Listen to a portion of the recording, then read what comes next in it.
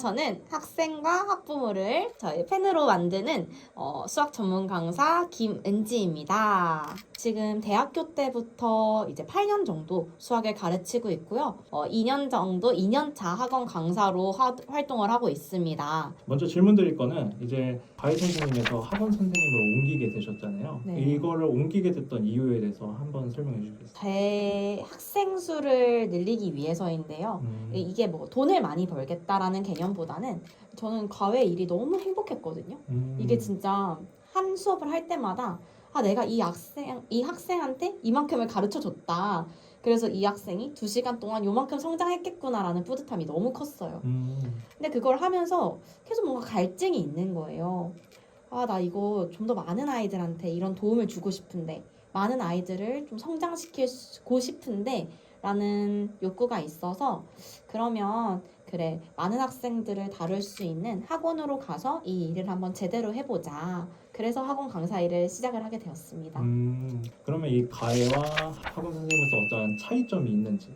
이제 학원 강사를 흔히 오케스트라 지휘자처럼 표현을 하더라고요. 그러니까 학원은 아무리 아이들 수준별로 반을 세분화시키고 그다음 진도별로 세분화를 시켜도 그 한 반에서 그래도 상대적으로 잘하는 아이와 그래도 상대적으로 약한 아이가 공존하게 되잖아요.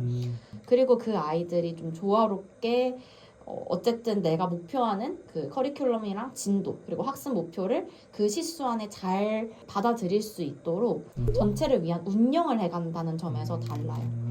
학원 같은 경우는 학습이 조금 뒤처지는 아이들도 챙겨줘야 되고 이제 잘하는 아이들의 수준도 맞춰줘야 되니까 그럼요. 그걸 이제 조율하는 맞아요. 그 과정이 있어야 되는 거네요. 맞아요. 그래서 네. 오케스트라의 어떤 마이스트로처럼 그죠? 이제 지휘자처럼.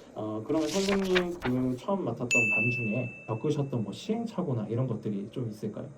다른 반들은 괜찮았는데 유독 의치대 반에서 점점 잘하는 친구들부터 퇴원을 하기 시작하더라고요. 이제 왜 그런가 하고 좀 부원장님, 원장님, 팀장님이랑 같이 회의를 했어요. 알고 보니까 상대적으로 이해가 잘 안 되는 친구들을 수업 시간에 이해를 하도록 챙겨주려다 보니까 좀 수업이 좀 루즈해지고 그만큼 진도 속도도 나지 않고 하면서 아무래도 잘하는 친구들이 퇴원을 했던 게 아닐까 하고 저희가 추측을 했어요. 그래서 이제 제가 그 다음부터는 이렇게 바꿨어요. 좀 이해가 안 되는 친구들이 있더라도 이거 선생님이랑 주말에 클리닉 와가지고 같이 한번 다시 공부해보자. 일단은 우리 지금 여기 배우고 있으니까 다음 걸로 넘어가 볼까? 하고 하면 아이들도 그래 맞아 나 지금은 이해 못해도 나중에 주말에 와서 채우면 되지 하고 좀 이렇게 울먹울먹 거리려는 게 좀 사그라들더라고요. 그래서 수업 외적인 시간으로 와서 챙겨주자. 진짜 너무 신기한 게 그 아이들이 마음이 아픈 건 맞지만 그래도 내 역할은 전체를 이끌어가는 거니까 바꿨더니 그 제가 원래는 학생 수가 그렇게 많지 않았는데 가장 빨리 정원이 다 찼어요. 대기 인원이 있을 만큼. 그리고 그 친구들이 계속 쭉 유지가 돼가지고 이제 원장님께서 판단하시기에도 의치대반 운영을 되게 잘하시는 것 같다. 다음 연도에 수업을 맡겨주실 때는 의치대반 위주로 맡겨주시더라고요. 그 친구들을 좀 남아있게 할 수 있었던 어떤 선생님의 방법이나 그런 것들이 뭐가 있을까요? 제가 딱 그 일이 있고 나니까 기준이 명확해졌어요. 성장하고 있다는 느낌을 아이들한테 주자. 수업 컨텐츠적인 면에 있어서 신경을 많이 썼거든요. 어떻게 하면 좀 잘하는 친구들을 뭔가 자극을 시켜줄 수 있을까를 고민하다 보니까 얘네들을 위한 어떤 하나의 학습지를 만들어야 되겠다. 어려운 유형이 있으면 그거를 연습할 수 있는 문제를 이 교재에서 뽑고 여 교재에서 뽑아가지고 학습지를 만드는 거죠. 예를 들면 초등학교 6학년 2학기 과정에 원의 넓이라는 단원이 있어요. 그 원의 넓이 단원을 할 때 잘하는 아이들도 어려워하는 게 어떤 색칠된 부분의 넓이를 구할 때 이걸 사실 탁탁탁탁 조합을 하면 쉽게 풀 수 있는 거거든요. 근데 이제 그런 문제 유형이 여기에 있고 여기에 있고 하면 아이들이 그거를 좀 집중해서 연습을 못 하잖아요. 이거는 먼저 도형식을 써보고 나서 그 도형을 수식으로 옮겨가지고 하는 저만의 방법을 저는 좀 집중적으로 연습을 시키고 싶은데 그렇게 할 때는 뭐 학습지를 쫙 만들어서 연습을 시킨다던가. 근데 그렇게 하니까 되게 신기한 게 진도를 나가는 시간도 줄어들고 아이들도 이상하다 이렇게 안 했을 때는 아이들이 이거를 어려워했는데 그렇게 하니까 이걸 아이들이 잘 하게 되는 거예요. 그 어려운 부분도. 그래서 그 다음부터는 콘텐츠를 필요할 때는 제가 직접 만들어가지고 사용을 하고 있어요. 그러면 이제 선생님 반 그 학습을 운영하실 때 그 반의 분위기가 또 중요할 것 같아요. 그 밝은 분위기를 유지하기 위해서 선생님 좀 하시는 방법이나 뭐 그런 것들이 있을까요? 학습 분위기 관리하는 방법은 두 가지가 있는데요. 첫 번째로는 처음 강사를 했을 때 크게 오해했던 게 숙제 안 해온 친구를 그래 다음 시간까지 해가지고 와 이렇게 좋게 넘어가면 숙제를 해온 친구들이 숙제 안 한 거 별일 아닌가? 라고 생각을 할까봐 아이들이 있는 데서 조금 좀 무서운 눈빛이라 혼을 내긴 했어요. 일단은 잘못한 게 발견되면 그 자리에서는 일단 가볍게 넘어가서 잘한 친구들 위주, 그러니까 그 손해받지 않도록 수업 분위기를 즐겁게 이끌어가고 그런 친구들은 나중에 따로 불러가지고 상담을 해본다던가 하는 방법으로 수업 분위기를 다운되지 않게 유지하고 있어요. 그렇군요. 그리고 또 두 번째 방법으로는 개념 설명을 하다 보면 뭐 아이들이 사실 문제 푸는 시간보다는 설명을 듣게 되기 때문에 살짝 루즈해질 수가 있거든요. 맞아요. 개념 부분에서 계속 듣고만 있으니까 맞아요. 좀 지루해지는 경향이 있죠. 그 개념은 제가 수학을 가르칠 때 제일 중요하게 생각하는 부분이에요. 일단 개념, 용어, 정의 자체가 명확하게 되어 있으면 그 다음부터 이제 문제도 잘 풀리는 거라고 생각을 해서 아이들한테 계속 강조하는 게 선생님이 말을 하는 것처럼 입 밖으로 말을 내게 하거든요. 예를 들면 2학년 1학기나 3학년 1학기 때 수체계를 배우게 돼. 이제 얘들아 실수는 어떻게 나뉘어? 몇 갈래로 나뉘어? 2갈래. 어떻게? 유리수와 무리수. 네, 다이나믹하네요 완전. 네, 맞아요. 뭐 이런 식으로 계속 말을 시키는 거예요. 그러면 아이들도 막 10명에서 그걸 같이 떼창을 하면 그때 어쨌든 수업 분위기가 한껏 밝게 올라가고 근데 그 중에서도 좀 소극적인 친구들은 대답을 안 해요. 그거 자체가 자기들한테 익숙하지 않은 거예요. 맞죠. 그러면 그럴 때는 약간 저희 팀장님이 알려주신 건데 이상하다. 뭐 시우기는 왜 마스크가 안 움직이지? 이렇게 피식 웃으면서 또 대답을 하려고 노력을 하더라고요. 그러면 아이들도 계속 입 밖으로 내기 때문에 그 개념도 자기가 머릿속에 더 잘 각인이 되고 수업 분위기도 좀 올라가고 하면서 좀 재밌어지는 그런 방법이 있습니다. 좀 아이들의 참여나 이 활동적인 거를 좀 이제 살려서 하면 아이들한테 수업이 되게 다이나믹해지네요. 맞아요. 이제는 선생님이 학습적인 분위기를 이끌기 위해서 하시는 뭔가 방법들이 있을까요? 어떻게 보면 제가 학습 분위기 조성은 좀 동기부여를 시켜주는 방법이라고 할 수 있을 것 같아요. 일단은 저는 아이들한테 문제 풀이 수업을 할 때는 좀 다양한 풀이를 이제 말해주려고 하거든요. 일단은 쉽게 떠올릴 수 있는 풀이를 설명해주고 그 다음 쉽게 떠올릴 수는 없지만 알고 있으면 되게 간단하게 풀리는 풀이 그거를 설명을 해주고 되게 어떤 문제는 정말 풀이 과정이 다양하게 나올 때가 있어요. 그냥 제가 이런 풀이도 있고 이런 풀이도 있고 이런 풀이도 있어 라고 말해주지 않고 이거는 보니까 시우가 이렇게 풀었더라고. 시우는 어떻게 풀었냐면 이렇게 풀었어. 정말 잘 풀었지 얘들아.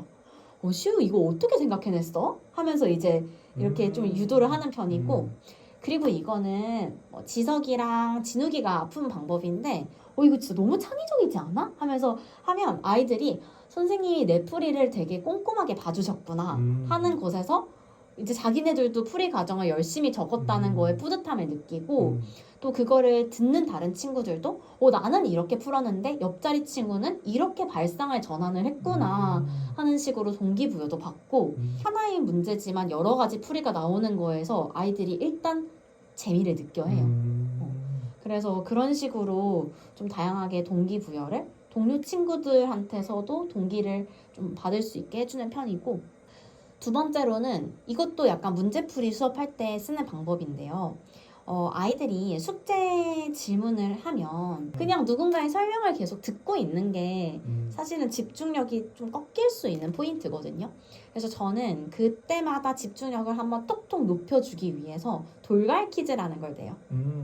아이들이 막 도르바르 퀴즈 하면서 그래서 아이들이 막 노트 필기할 때 돌발 퀴즈 이렇게 적더라고요. 근데 아이들이 그걸 되게 좋아해요. 이게 왜냐하면 이제 문제집 안에서도 아이들이 자주 틀리는 문제가 있어요. 항상 질문이 나오는 문제가 있는데 이상하게 왠지 그런 문제들은 그 다음에 비슷한 문제가 없는 경우가 좀 있더라고요. 그러면 아이들도 그거를 자기가 잘 이해했는지 확인해보고 싶은 욕구가 있잖아요. 그리고 이거는 좀 중요한 문제이기 때문에 선생님도 이거를 확인을 해야 되겠다면 돌발 퀴즈 해서 그 문제에서 아주 살짝만 변형을 해가지고 돌발 퀴즈를 내요. 자, 얘들아, 우리 그러면 이거 어떻게 해야 됐어? 지금 배웠으니까 너희들 풀어볼 수 있는지 확인해볼까? 자, 드디어 나왔습니다. 돌발 퀴즈 적어가지고 풀어보자 하면 아이들이 그거를 확 집중하는군요. 네. 설명을 들었잖아요. 풀 수 있겠다라는 용기가 생긴 상태이기 때문에 되게 집중을 잘하고 다 풀면 옆 친구한테 너 얼마 나왔어? 이거 아니야? 하면서 이거 아니야? 하면서 되게 재밌어 해요. 그러면 이제 세 번째로는 뭐가 있어요? 마지막으로는 칭찬 도장판을 활용을 하는 건데요. 이것도 사실은 모든 반을 하기에는 좀 저도 힘든 면이 있기 때문에 아직 실험적으로 2번만 해보고 있어요. 근데 이거는 좋은 점이 뭐냐면 그냥 도장만 찍어주면 재미가 없잖아요. 그죠. 그래서 제가 도장을 찍어줄 때 또 도장별로 각각의 의미가 달라요. 이제 숙제를 성실히 해온 친구들한테는 오구 정말 수고했어라는 도장을 찍어주고 그 다음 시험을 잘 본 친구 그리고 시험 성적이 많이 오른 친구에는 너 정말 최고야 라는 칭찬 도장을 찍어주는데요. 이때 중요한 거는 아이들한테 도장을 찍어줄 때 자기가 왜 그 도장을 받았는지 위에 쓰게 해요. 사실 우리가 뭔가 어떤 걸 열심히 했을 때 내 눈앞에 보이는 내가 열심히 했다라는 딱 결과물이 있었을 때 되게 뿌듯하잖아요. 맞아요. 저는 그거를 선물해주고 싶었거든요. 꼭 시험이나 숙제뿐만 아니라 어떤 어려운 문제를 풀이를 막 한 페이지, 2페이지씩 열심히 써온 친구들한테는 깜짝 도장으로 너 이거 정말 열심히 공부했구나. 선생님 깜짝 도장 찍어줄게 하면 그 위에 1단원 숙제풀이 도장, 칭찬 도장 이런 식으로 써가지고 오면 자기네들이 지금까지 공부하면서 어떤 노력을 해왔고 무엇 때문에 이렇게 칭찬을 받았는지가 보여서 되게 뿌듯해 하더라고요. 그리고 이 상품이 상품권인데요. 아이들이 되게 좋아해요. 그죠. 그 나이 때는 문화상품권 제일 좋아하죠. 그래서 그거 줄 때 그냥 주는 게 아니라 좀 사실 선생님이 아이들한테 1대1로 좀 따뜻한 말을 해주고 싶을 때가 있잖아요. 맞아요. 기억에 남는 친구가 있는데 그 친구가 되게 열심히 해요. 정말 열심히 하는데 항상 생각보다 좀 잘 안 나오고 잘 안 나오는 친구가 있는데 저는 그 친구가 정말 잘 될 것 같았어요. 왜냐면 열심히 하고 이렇게까지 풀이 과정을 잘 쓰고 성실하게 숙제를 해오는 친구들은 잘 될 수밖에 없어요. 그래서 항상 그냥 주지 않고 아이들한테 꼭 해주고 싶은 말.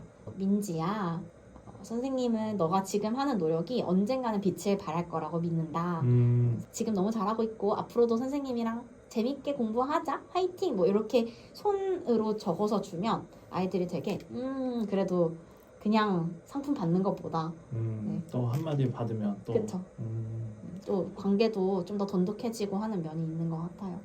이게 아이들의 참여도 좀 높이고 맞아요. 아이들의 그런 성장 과정도 자기들이 눈으로 볼 수 있게 하는 게 어쨌든 선생님이 이런 것들 하는 이유겠네요. 네. 그죠? 네. 선생님한테 학원 선생님은 어떤 의미인지 한번 말씀해 주실까요? 저 자신에게도 성장을 위한 하나의 디딤돌? 도약판이 아닐까 생각을 해요. 사실 과외하다가 와서 가르치는 게 거기서 거기겠지라고 생각을 했는데 진짜 학생 관리, 반 운영, 상담 하는 것부터 해보니까 이 일을 잘하기 위해서는 진짜 만능 엔터테이너가 돼야 되더라고요. 아이들과도 때로는 진짜 광대 연예인이 되어야 되고 진짜 또 때로는 되게 말을 일목요연하게 잘하면서 저희 영역을 넓히기 위해서는 수학 공부, 수학적인 면에서도 당연히 그건 기본적으로 있어야 되는 거고 해서 학원 강사를 하면서 많이 성장을 했기 때문에 또 이 다진 능력을 가지고 제가 또 어떤 더 좋은 큰 일을 할 수 있을까 항상 고민을 하면서 살아가고 있습니다. 성장의 네, 디딤돌. 네, 성장의 디딤돌. 딱 그렇게 정의할 수 있겠네요. 네.